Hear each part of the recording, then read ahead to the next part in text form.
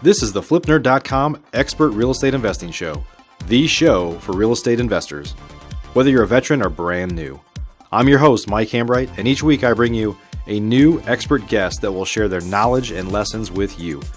If you're excited about real estate investing, believe in personal responsibility, and taking control of your life and financial destiny, you're in the right place.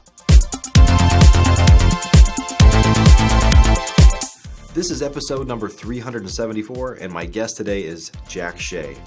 Jack is a legend in the real estate investing industry, certainly as it comes to creative financing. He's an expert at creative ways to use options in real estate investing, and that's what we're going to discuss on today's show. Some pretty incredible stuff.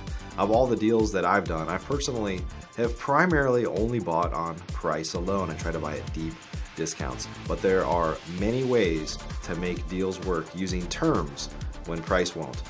Without any further ado, let's jump in. Please help me welcome Jack Shea to the show. Hey, Jack, welcome to the show.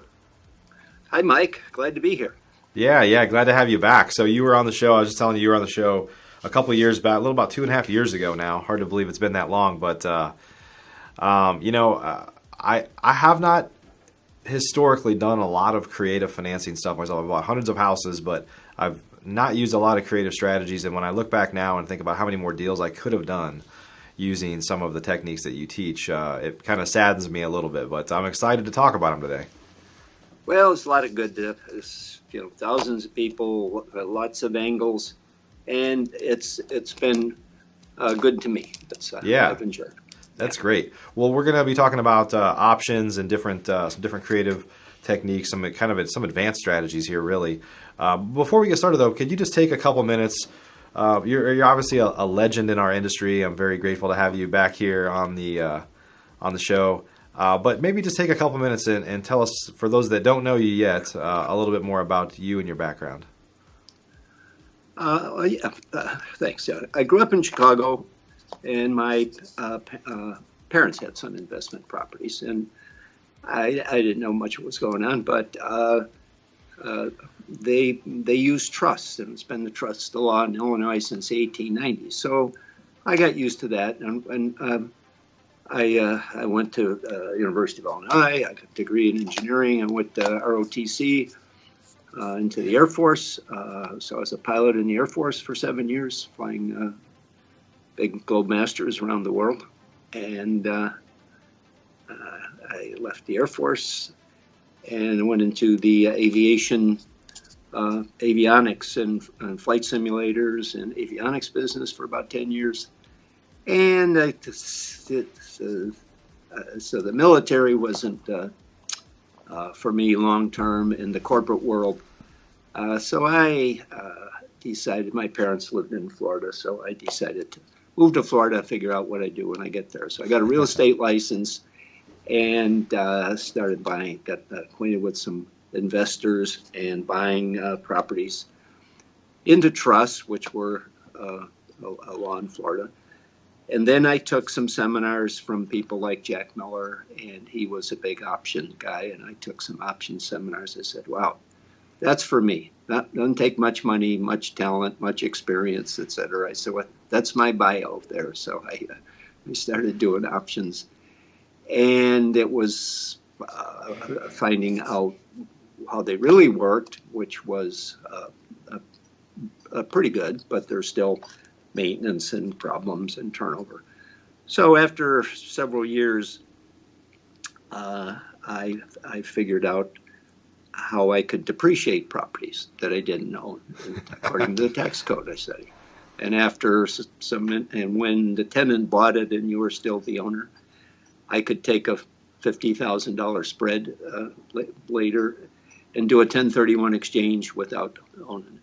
So that worked for me. And other thing is options don't have risk if things go bad. So anyway, I stuck to that for many years. Even when I was making a fair amount of money, I could write a check for a house. I continued to do options. And an option is... Yeah, let's talk about what is an... I want to make sure people that are new to this kind of understand what an option is. Well, Mike, you know how it's common in the stock market. It's common in commodities, business, Right. player options, widespread. It's well versed and well established in the law, and it makes changes a contract between you and I to a unilateral contract. If you give me an option for, say, 2 years for a certain price to come back within 2 years or by 2 years and able to buy the property at that price. So it changes it to a unilateral contract. I can show up or not show up. Right. If I don't show up, you keep the option money. Right. And if I do show up, we close the deal. Yeah. You have the option. It's the basis of the word option, right? You have the option to execute it or not. Or not. And in a few cases, I passed on options that the property, I bought a condo, which I didn't know about the tenant committee and this and that. So a couple of busy streets. So just a handful, but I've probably completed 97% of the options. Yeah. So the first part, in the course in the book, I want to talk about acquiring a property on a lease purchase, a long term, 3 years, 5 years, and in order to get the tax benefits, you have to become the equitable title holder. So you have to do the maintenance and you have to pay the taxes, and you really have to take control. And if it's vacant, you pay. And if it needs a roof, you put it on. Well, that works for me. I gave tenants an option, and I found out in the 80s, Mark Warder was still my attorney. The fellow didn't pay the rent, so I evicted him. He got an attorney, and the judge said, you can't evict a tenant with an option. He has a title right in the property. And the option confers a right, not a title or interest. So 9 months later, after the foreclosure, I had to do a foreclosure. I sat down with Mark and came up with a contract for option, which solves that problem. So that's what I do with the tenants. Well, you're an engineer, so when you figure out something that doesn't work, you start to dig in and say, well, how can I make this work, right? Yeah. But there are some expensive seminars along the way, Mike. I bet. Well, Jack, let's talk about an option on the side of you buying, and I know you have like tenant options too. So let's say for a guy like me that's met with lots of sellers, thousands and thousands of sellers to try to buy their house, I make a cash offer, usually at a deeply discounted price.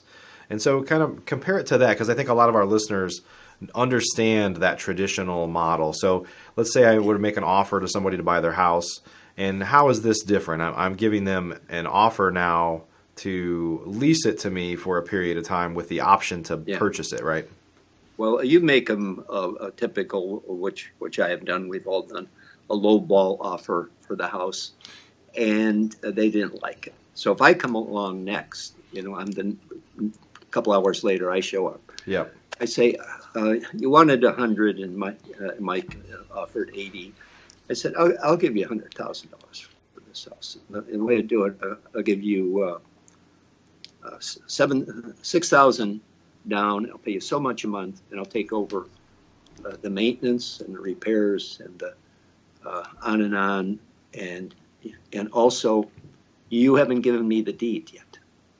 You still control it. You have the deed, but what I really do, I don't do this deal unless the deed is in escrow, and I put a quitclaim deed. So you don't want to 5 or 7 years later, when that person's not around, have a conversation with their son who said, well, now this place worth $300,000 and I'm not signing the deed. So learn that. So we have an escrow at a title company. So a lot of people like that for whatever reason. They like the payments. What they don't like is the maintenance, the management, the tenant, and all that. So I look for unhappy landlords, out-of-town landlords. I have a long list of where these people come from. And found out in many years that they were happier than I was. I mean, I count up I'm buying down the mortgage, prices are going up, I'm banking, or I'm thinking about the future. Right. They're thinking about today. They want to get out. They're arguing with the wife. So once we start the deal, I put it on auto pay, and they never hear from me. I mean, I Right. close, I either close or the tenant closes. And so they were more anxious to get out of that stuff, and I look for out of town houses for rent with a different area code, Mm-hmm. and that guy trying to manage properties from hundreds of miles away, Right. paying somebody. They don't they don't have the workmen, they don't have the screening capability that we have developed in order Right. to get successful tenants. So I've let the tenants buy the house for me. Okay. So Okay. So, and there, and again, you're are you kind of putting yourself in the middle? You might option it from somebody else and then sell it on an option, or are you looking to change your life through real estate investing? If you're interested in either getting started or taking your business to the next level, please check out FlipNerd's private program at theinvestormachine.com. This is the most robust real estate investor coaching, networking, and mastermind on the planet, and designed for your success.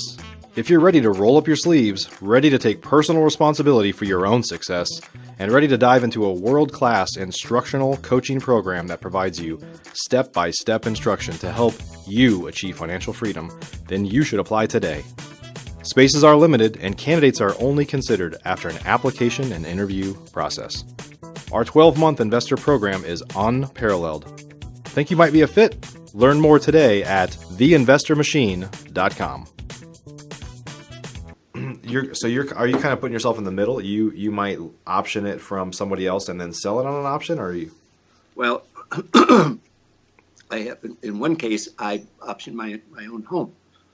I mean, I found people looking for a 4-bedroom pool home with the owner was not there. He found somewhere else to live. Didn't need the money from this place for the next place, so he agreed to a long-term 5-year option, and I got 3 extensions, and then I asked for seller carryback financing at the end, and sometimes they agree to it. So the whole deal went 13 years. Okay. And he was happy enough. I mean, he would like it cashed out sooner. But by taking the burden, he was out of town. He's paying pool service, lawn service, AC, all this stuff with an empty house. And the same with the other people. Excuse me. They don't like it. They're not good at it. They may have inherited mom's house, a former house. They moved out of town, and so they. But I have the right to sublease. When I don't tell anybody else that I'm going to live there. I have the right to sublease. That's Okay. where then I advertise the house, rent to own house. Yeah. Buy while renting. I put little different bandit signs around, and they get the drift. Rent to own. They're buying their furniture that way, probably, or their car, but and they like it. They're able to get into a decent house a little bit at a time and buy into it. And we had statistics. They behaved better. They lasted longer. The option tenants stayed a little bit longer. They required less maintenance.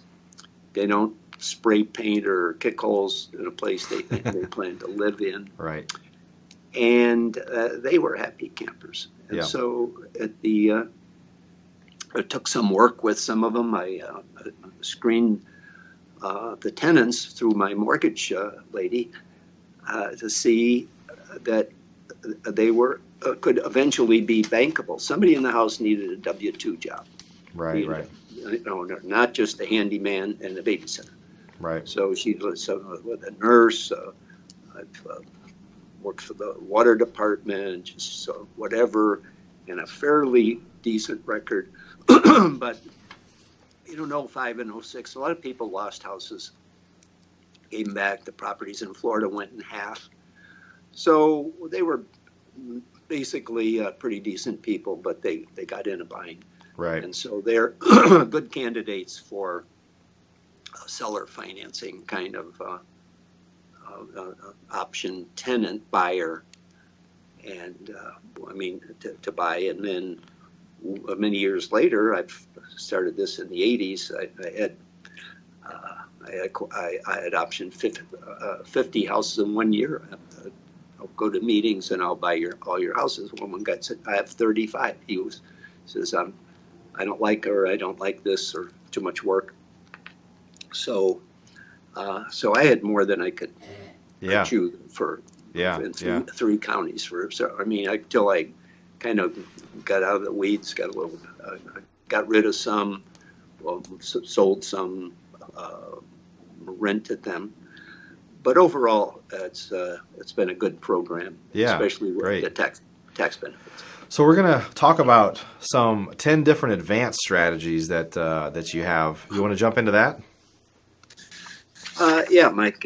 Being at it for a while, I started using, studying the other applications of options. A very powerful device, and it's got a lot of benefits and nobody's harmed. But I make loans in an option, where I take control of the property or hold beneficial interest, and loan the other fellow's buying it on terms. He has the option to pay me off or not pay me off. And if he doesn't pay me off, I already have the property.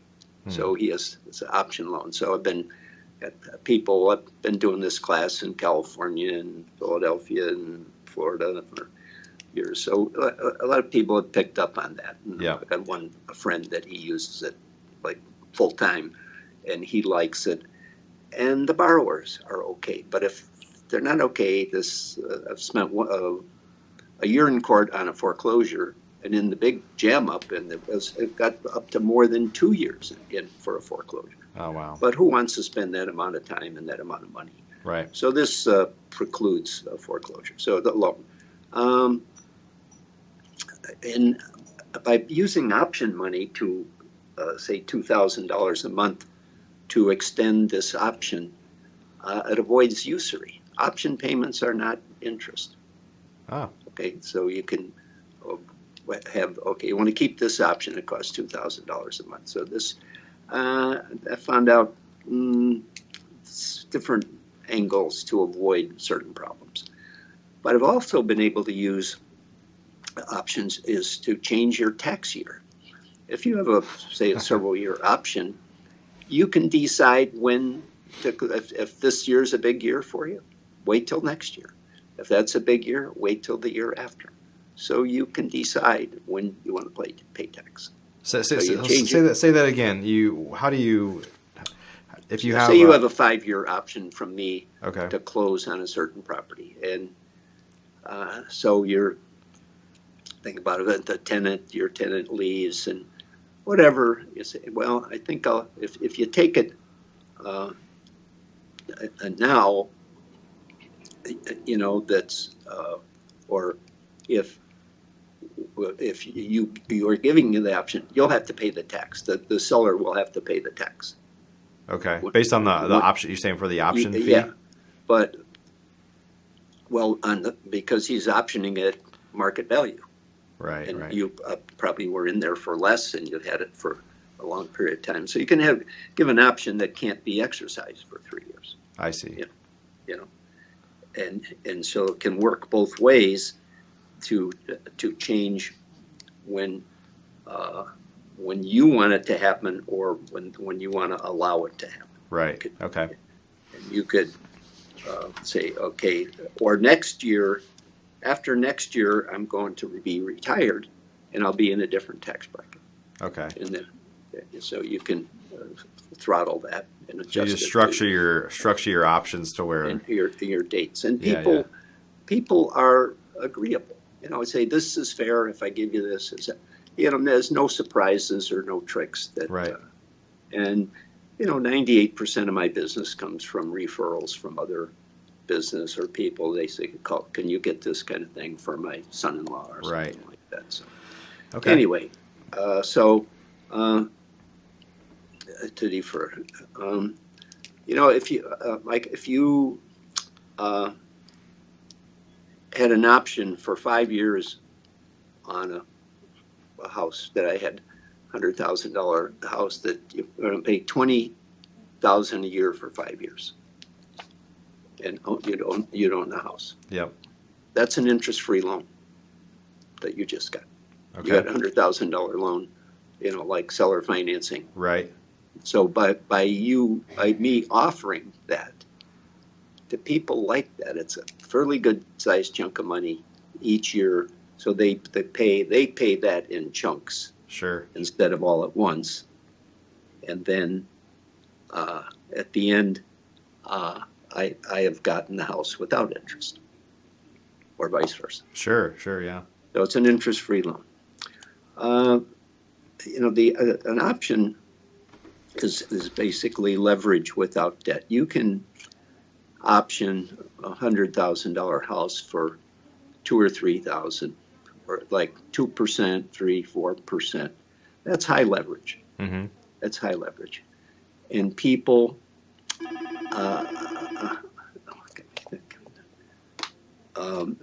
People always, the other side, that there's enough in it for them, that they're happy enough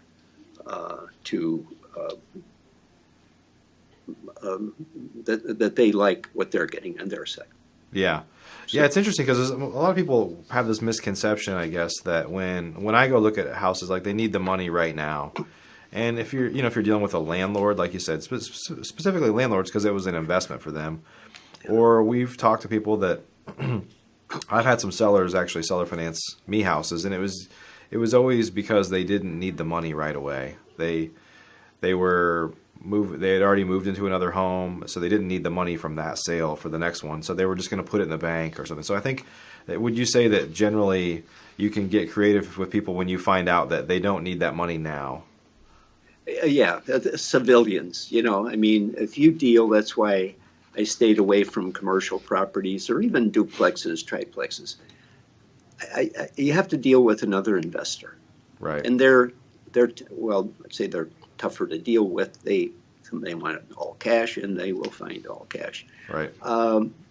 Civilians, as like Pete Fortunato might call them or something, they're amenable to different things as long as they're covered. Okay, they will get their money right over a certain period of time.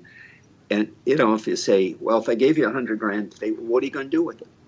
Put it in the bank at 0.1%. Right. We handle millions of dollars come and go in our 1031 exchange business. We get less than a tenth of a percent. It doesn't even show up right on the bank statement. So that's what they get. So they get a big chunk in the bank. How about if you get it over time and pay on the installment sale? Yeah. So they find out what's a buzzword, what's an important point for them. Sure. What's important for me is I don't have to write a $100,000 check at the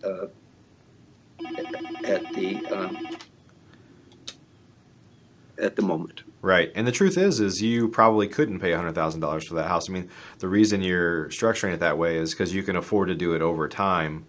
Whether it's zero interest or not, there's kind of an imputed time value of money issue there, right? Yeah. And in the meantime, the market here has been up a couple of percent a year, from the 80s over the long haul. And then there was the 07, 08 thing went way down. Right. But the prices had been going up a couple of years just prior to that at 15% a year. Well, that's an unsustainable, and it wasn't realistic. And right. The liar loans. Right. So it went back to, say, a $50,000 house became a $150,000 house, which was an illusion. And then it went back to like 75 or 80, which was more where it right. normally should have been. So that using the options from timing standpoint for people. And, when you have the option, it depends on what's going on with you and you want to do it now or do you want to do it later. Right. And the tenants' options, they're not bankable at the moment, And sometimes we move some along, and sometimes we let them sit for 7 or 8 years. Right. And their price is getting indexed a couple grand a year, and my spread is widening because I've taken over your mortgage. It was maybe 10 or 12 years when we started. It Sure. starts to buy down. Sure. And the markets generally have been strong enough that my spread's increasing over time. And so it's been a win-win situation with these options strategy. Yeah. I have a lot of people I know here that I deal with that are rehab guys. You said you did some of that, right? Oh yeah. Yeah. That they get a house, fix it up. I've done a lot of those, financed a lot of those with fixer partners, and we split some kind of way. But you end up having dealer status or having to pay ordinary income. Right. You buy it this year, you fix it, you sell it, you flip it. So that's not long-term capital gain. So by putting a tenant in a property, a lease option tenant, when I've done my own exchanges, there's no minimum holding period for the replacement property. The first property in exchange you need to own for a year. The next one you acquire in exchange, you could sell it in 2 months and get a long-term capital gain if it had a tenant. Just paint and carpet as its inventory. Okay. And you're a dealer. But the test from the IRS is it had a tenant. So I would find a pretty well-screened couple was kind of waiting for a house. Said, okay, here's your house. And the mortgage lady would give them a little script. Pay a few doctor bills, get rid of 3 or 4 credit cards, some more payment stubs, close about 4 months or 5 months, take the money, long-term capital gains. I could do another exchange. Yeah, that's so awesome. you can change dealer status to investor status by doing that. Yeah. Okay. Okay. Another thing we do, Mike, which in a trust, I can have you and Pete and Bob or something as partners with beneficial interests. It's below the radar. We don't have to go to the courthouse as tenants in common. You have 25, we each have 25%. Yeah. And say you want out because whatever, you have a golden opportunity somewhere. Yes. I said, well, yeah, I'll buy your share, or 2 of us will buy it. Right. And so it's all done at the beneficial interest level when you advise the trustee. So in that partnership, and sometimes we have a doctor or somebody as an investor, we can sell the depreciation we can split up the depreciation. You could take that. I'll take the capital gains. Another one takes the other benefits. You can split up the benefits various ways inside this partnership. And that's legal to do that. So the doctor doesn't want the ordinary income, but you and I are worker bees. We do. He's in it, so he just gets capital gains. Right. So, okay, he gets 70% of the capital gains. And you and I then decide who gets the interest deduction and who gets the depreciation. Wow. That's $100,000 house has 3.63% a year, a month. That's $3,600 a year. That's $300 a month. That's about the cash flow on that house. Yeah. So on those 80-some houses, I had all that income was tax sheltered for years and years. Wow. So put a lot of cash flow, which became money to lend, which made more money. Sure. Yeah. And another big option benefit, one of the best, is for your IRA account. Yeah. High leverage people say, oh, I don't. If you have $5,000 in whatever, you could make that into 50 by using an option. Buy an option for a couple $100, take it to a meeting, you sell that for 4,000 or 5,000. Mike, is that true? Sign the contract. Yeah, for sure. Oh, easily. It happens all the time. We have a Monday night meeting here. It's 80 people, 90 people. Wednesday night meeting, this meeting, that meeting. It's like AA, Mike. You can go to a meeting all the time. Yeah. 7 days a week. But so by using that in your IRA account, because sitting in the bank, IRA independent custodians, and I have this IRA checkbook trust where you can get your IRA funds in the corner bank and control the checkbook. So on Saturday afternoon, you can make it in. I have 5 signed checks in my briefcase. I could make a deal tonight or any day. And IRA deals, just by replacing the principal and interest back on the street as it comes in after like another couple of months, Merle say this account has 14,000. This one's that. There's a $40,000 note, so we put together and buy it. Now you have another income stream.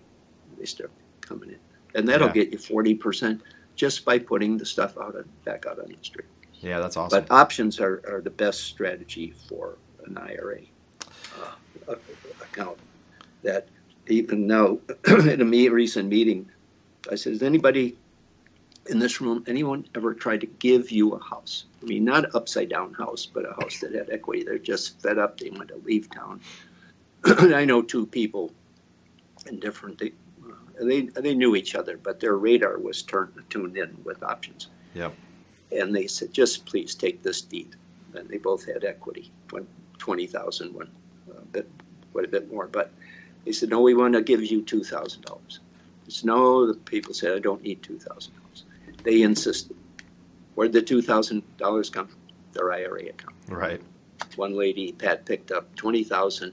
Charles picked up 80,000 worth of equity, long term, on the mortgage, because they're sensitive to option opportunities. Right. Passing under their radar.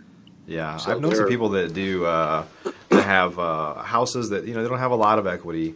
Yeah, a lot of times with real estate investors, they're trying to buy the way that I historically have, and what I've historically done is said, well, I'm not going to waste my time, in hindsight, trying to monetize the low equity deal, which most of the houses we look at are low equity. Like a lot of people just don't have enough equity or enough motivation. But I've known some people that take some of the lower stuff with lower equity that could be a decent rental, and they kind of partner with somebody that's like a property manager that basically say, hey, you take on you buy the property, but my IRA is going to buy the option to 50% of the profit when you sell it. But you deal with it, you manage it. I don't want anything to do with it. My IRA just owns beneficial interest or an option on half the profit. And in 15, whatever comes sooner, you sell it, or 15 years from now, we're going to sell it. And they buy it for a very low, maybe $100 from their retirement account. I'm not an expert here, by the way, anybody that's listening. So, but that's high leverage, but takes a little bit of money into the game. It's legal, so it'll withstand audit. Everything we do, it can be with IRAs or not. That's an open book. No self-dealing with anything like that. So these options. So one or two of this. One thing that people use options for is to record it on a property. Say you had your home or some a lot of equity in the house. Say you had a free and clear $100,000 rental. If you gave me an option to buy it for $50,000, would that look attractive to somebody else that got mad at you who wanted to take that house? Could, yeah. Because I can buy it for 50 anytime I choose. So people use options as a defensive maneuver. Yeah. And who's to know who amongst friends? If I did that with you, I would send a release of option, notarized and witnessed, in your drawer in case I was in China or something. Somebody wanted to give you twice as much. So, Yeah. so people use options as a defensive strategy. Sure. And they can't tell. And there's another, the IRS, in an option, you need to have consideration, some kind of money,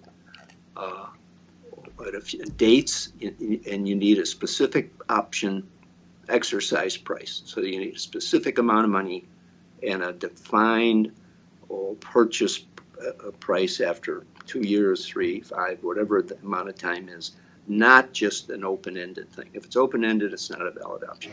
Yeah. You can use a formula as today's price plus the 7th district cost of funds or the CPI or some kind of known index. Right. And so that it needs that. But there's one other exception to the option law, is that you can get an option for real estate if you manage real estate. So if you manage a person's property, you can get an option, a legal option, to buy it at a certain point, because the IRS considers the management function to be a consideration. So it doesn't have to be money in that case, but if you're the property manager. So I know people who manage properties for other people and are not licensed, but they have an option to buy the real estate. I see. So, I see. And a valid option. Yeah. So that's one of, there's umpteen more of ways kind of to exchange properties and sell with an existing option. It can go on and on for. Oh, I'm sure. So, Jack, for people that are listening today, I know these are you're talking about some advanced kind of techniques and stuff, some advanced things you've done. But for folks that are new or newer that are like, hey, this sounds really interesting to me, what can they do to learn more? Like if they were just getting started and wanted to learn a little bit more about the basics, what's a good way to start to do that? I have a website, Mike, jackshayrealestate.com.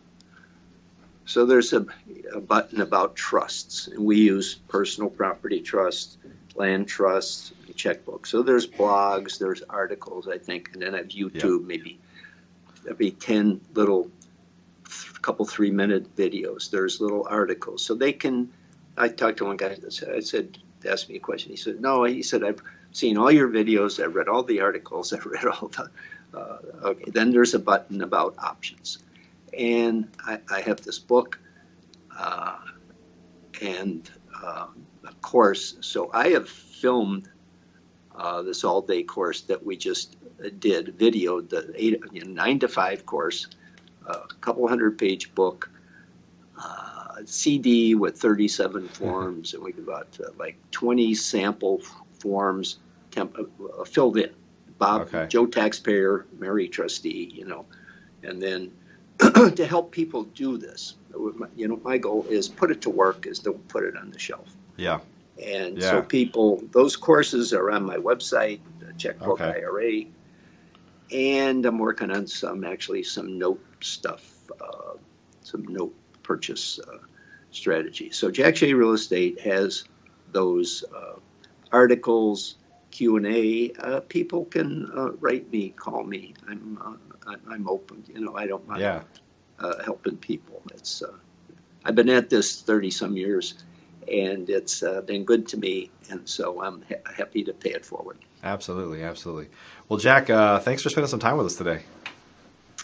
Well, it's good, Mike. Nice talking to you always. So anytime you can rope me in and figure out the technology so we can talk to each other. We'll do it. Yeah, absolutely. So for those of you that are listening, this is episode number 374 with Jack Shea. Jack's got just a ton of information. He's got a ton of knowledge, and we'll add a link down below the video here with to his website where he has a lot more resources you can check out. I know some of these things are complicated, so everybody, appreciate you joining today for episode number 374. We're going to keep them coming your way with our weekly show. I'd like to ask you if you haven't yet, please go to iTunes.com and give us a rating, or Stitcher or Google Play, anywhere else where you might listen or watch this podcast at, or I guess even on YouTube. subscribe to us there. But yeah, anything you can do to kind of show us that you're listening out there, we appreciate it, and that's what keeps us going. That's what's kept us going for 374 episodes so far, plus having great guests like Jack. So everybody, I hope you have a great day. Jack, thank you again, my friend. Thank you. And everybody have a great day. We'll see you on another upcoming episode. Bye-bye. Thanks for joining us for this episode of the FlipNerd.com Investing Show. If you're not yet an elite member of FlipNerd, you're missing out. We have tons of great training, including a new detailed master class published each month and live training webinars with experts twice a month. Plus, you'll get access to all of our archives, where we already have a growing library of master classes and other training videos. Elite members also get membership in our incredible online Mastermind group, where many of the top real estate investors from across the country, including many of the hundreds of guests I've had on the show in the past, are already members. Whether you're brand new, looking to get started, or a veteran, you simply must join today. I promise you won't be disappointed.